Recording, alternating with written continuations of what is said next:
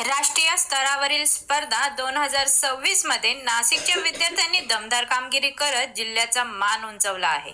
वैदिक गणित आणि विविध गट स्पर्धांमध्ये विद्यार्थ्यांनी उल्लेखनीय यश मिळवले आहे.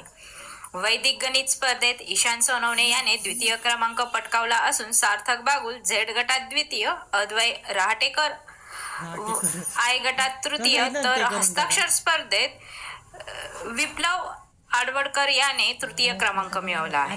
ए गटात विवान खैरनार, भूमिका उमाप आणि इशिता काछेला यांनी उपविजेतेपद मिळवले आहे. वेदांत महाले आणि नव्या झा यांनी उत्तेजनार्थ पारितोषिक पटकावले.